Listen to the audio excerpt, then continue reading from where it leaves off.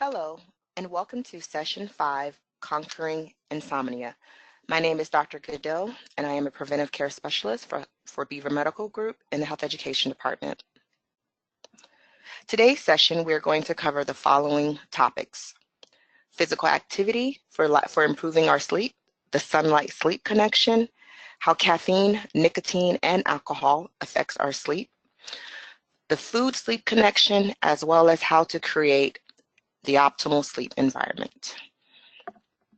Now, first, exercise can definitely be one of those lifestyle practices that can help us to have better sleep. We are most alert and active when our body temperature is the highest, and then we go sleepier and less active as our body temperature begins to decline at night. Exercise promotes a significant rise and fall in our body temperature. The fall in body temperature usually lasts for about 2 to 4 hours after we exercise, which makes it much easier for us to fall asleep and stay asleep. The beneficial effect of exercise is greatest when exercise occurs within 3 to 6 hours of bedtime. Exercising less than 3 hours before bedtime can actually make it more difficult to fall asleep because your body temperature may be too elevated. Now, it's recommended that adults get at least 30 minutes of moderate intensity physical activity on most days of the week.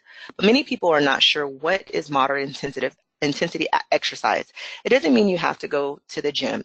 It could be things that you do around your home that will contribute to those 30 minutes, such as general cleaning, doing home repairs or painting, gardening, raking your leaves or mowing the lawn, climbing up and down stairs continuously for 30 minutes, washing your car windows or the floor, or walking briskly at 3 to 4 miles per hour, playing table tennis, or playing actively with your children, bicycling for pleasure or for transportation. All of these count as moderate intensity activities, and when done at the right time, can actually help you have better sleep.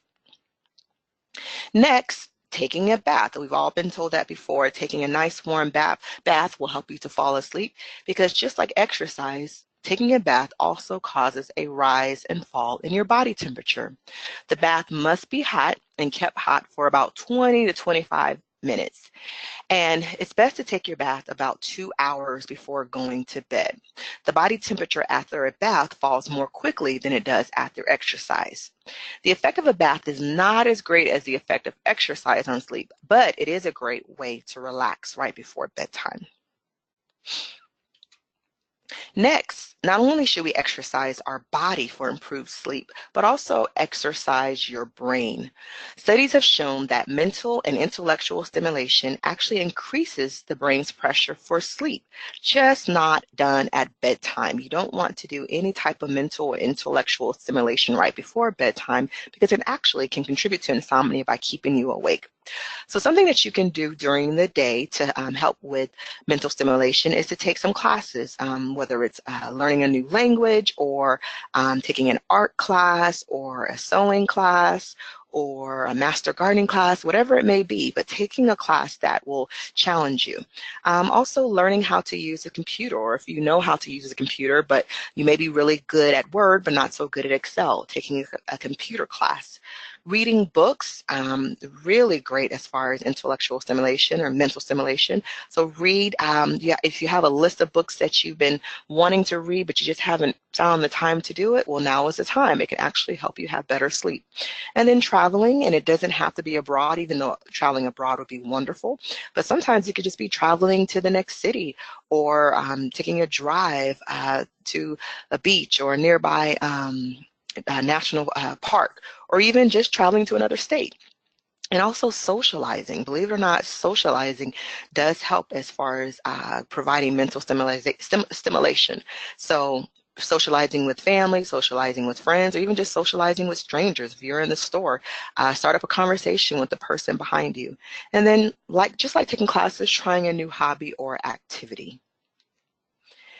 And then there is a correlation between sunlight and our sleep.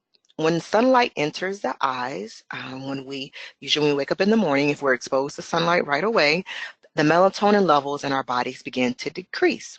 That signals the body's temperature to increase, and that promotes wakefulness. And then the opposite occurs when it is dark outside. It triggers melatonin levels to increase and body temperature to fall, which promotes sleep. So by increasing our exposure to bright light first thing in the morning, so as soon as you wake up, open up those curtains and let the light in. By doing that, it will cause our body temperature to increase earlier and then fall earlier at night, making it so much easier to fall asleep earlier. So some of us have difficulty falling asleep initially. We call that sleep onset insomnia, and we learned about that in class 1. To minimize sleep onset insomnia, we want to increase our exposure to early morning light.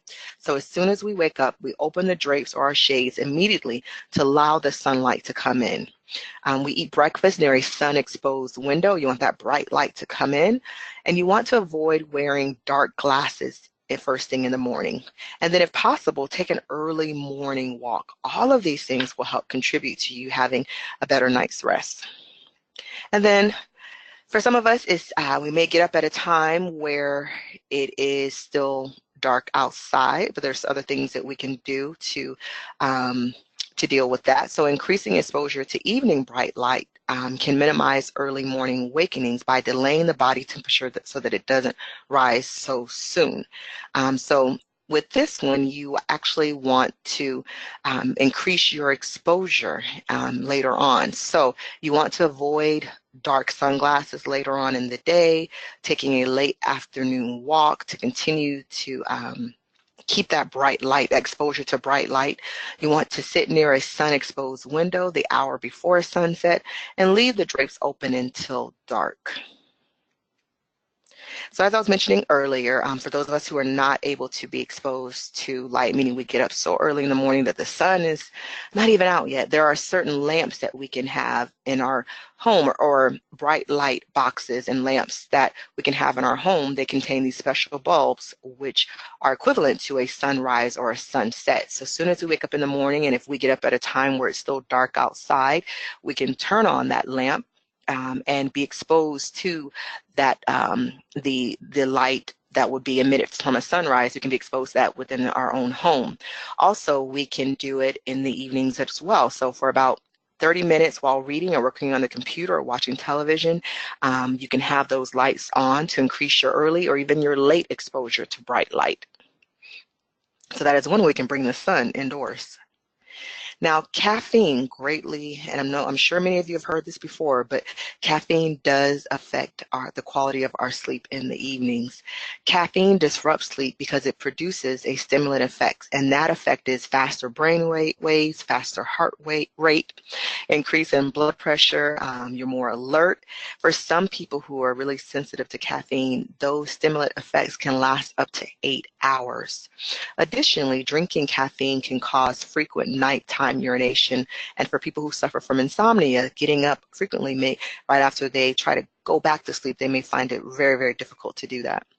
Excessive caffeine consumption during the morning and afternoon may result in addiction and caffeine withdrawal symptoms that can affect your sleep for as long as 12 hours. So your body is actually going through withdrawal symptoms that can last up to 12 hours. This will affect the quality of your sleep. So ideally, caffeine should not be consumed after 10 o'clock a.m. and your total daytime use should be limited to 2 cups. Nicotine, for those of us who are smokers, nicotine can actually affect the quality of your sleep. So if you are a smoker, please find a program that is near you. There are many free programs that are out there that can help you to stop smoking. But one of the reasons that you want to quit is that it affects your insomnia. So if you're finding that you're having difficulty falling asleep, one of the ways you can improve that is by quitting smoking, because smokers, no matter if we do all these other things, all these other tips that I've gone over, if you're smoking, you cannot expect to sleep well. Nicotine disrupts sleep because it does produce stimulant effects similar to what the caffeine does to our body. So faster brain waves, our heart rate increases, our breathing rate increases, an increase in those stress hormones. And these effects can last for several hours. And like caffeine, with the nicotine, you do experience withdrawal effects that occur also during sleep. And as a result, people who smoke cigarettes tend to have lighter sleep, not deep sleep. They have lighter sleep and they have more awakenings. Smoking Smoking also irritates the upper passages and can exacerbate snoring, and diminish your sleep quality. So not even just quantity is affected, but when you're a smoker, it affects the quality of your sleep. If you cannot quit, do your best to eliminate smoking near bedtime or during the night to minimize the stimulant and withdrawal effects of nicotine. And next, alcohol. Many people will say, well, I drink a glass of wine right before bedtime and it seems to relax me and I'm able to fall asleep right away. So let's talk about that. Alcohol is actually the nightcap that causes insomnia and makes our snoring worse because alcohol suppresses deep sleep and dream sleep, which can cause awakenings during the second half of the night. Alcohol is metabolized during sleep, producing mild withdrawal symptoms that causes lighter sleep and more awakenings, especially in the morning. So you may find that you're able to relax and go to sleep, but you will also find that the quality of your sleep is affected by the alcohol. You have a lighter sleep, less deep sleep, and you're more likely to wake up more often during the night. So do your best. If you must just have that glass in the evening, limit yourself to just one drink and try to do it as much as possible, at least 2 hours before going to bed. Now, there is a connection between food and our sleep. Complex carbohydrates such as your breads, muffins, popcorn, and crackers can have a positive effect on sleep. And these are like your air pop popcorn, so not your movie theater popcorn, your muffins, your whole grain. These are your products that are not your refined carbs. They actually increase the serotonin in the brain, which promotes sleep. Your foods high in sugar, which are like your white bread, your white rice, white pasta, candy, cookies, pastries, sodas, a lot of foods with added sugar. If you eat those foods close to bedtime, they may actually raise your blood sugar levels, causing a burst of energy that disrupts your sleep. So you also want to avoid protein snacks the hour or two before bedtime because they block the synthesis of serotonin and may actually increase alertness. Additionally, before bedtime, you want to avoid foods that are likely to cause gas, heartburn, or indigestion. And some of those foods include those fatty or spicy foods or foods that are flavored with a lot of garlic or beans or cucumbers and peanuts. You might want to avoid those foods because they can affect the quality of your sleep. Also, you want to avoid liquids near bedtime to prevent nighttime awakenings due to a full bladder. And also you want to avoid very heavy meals right before you go to bed. That way you're less likely to have indigestion, which will affect your quality of sleep. So let's discuss the optimal sleep environment. Ideally, you want your bedroom to be nice and cool. Body temperature drops rapidly in a cooler room, making it easier to fall asleep and to stay asleep. So you also want to do your best to minimize any type of bedroom noise. So if there's any noises that may be in the room, such as the sound of a ticking clock or just anything that might be an irritant, you might want to use earplugs or use a white noise to block out that distracting noise. So white noise could be the sound of a fan, air conditioner, sound machine. I know we have a humidifier in our room and that acts as a white noise to kind of block out the distracting noises from the outside. If you are using music to help you fall asleep, you want to set a timer to turn the music off after about 45 minutes to avoid awakenings. Because music, like any other sounds, I know some people will tell me, well, I fall asleep to the television. Yes, you may fall asleep, but like alcohol, it prevents you from entering into a deep sleep, and you're more likely to have awakenings in the middle of the night. Next, along with keeping the bedroom cool, you also want to keep it dark. So use drapes, heavy shades, or just wear an eye shade in order to keep light from entering in. If you have a partner who is a restless sleeper, you might want to switch to a bigger bed or twin bed so that your sleep is not disturbed. And ideally, your bedding should be comfortable and provide you some type of support. And if you can, turn your mattress over and rotate it every 6 months. Napping is something that we can also do that will actually benefit us in helping us have a better night's sleep. A lot of people are afraid or nervous about taking a nap because they feel like it'll interrupt their sleep in the evening. But ideally, if you take short afternoon naps, 10 minutes, no more than 45 minutes, it actually can help you get better sleep, along with improved alertness, better mood, better mental performance, less fatigue, and also reduction in some cancers.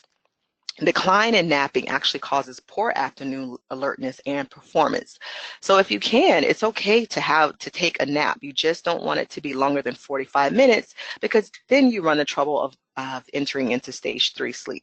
And then ideally too, no napping after 4 p.m. because by doing that, you will affect the quality of your sleep at night or your ability to be able to fall asleep at night. So goal for session 5, as you can see from the previous sessions, we have many goals and many things that we have, or techniques that we have learned. So the technique that we are focusing on this week is practicing all the sleep hygiene techniques that we just discussed today.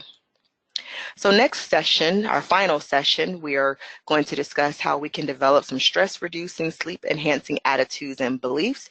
And then we're going to review all of the cognitive behavioral therapy, insomnia techniques that we've discussed in the previous 5 sessions, as well as this session. And then we're going to also talk about how we can prevent relapse. So thank you for participating in today's online course. I really hope you enjoyed this presentation. There are 6 sessions total, so there's one more session after this one. I hope you are able to attend. If you would like a list of our future online courses emailed to you, please contact Vanessa Schmidt at 909-335-4131. Thank you and have a wonderful day.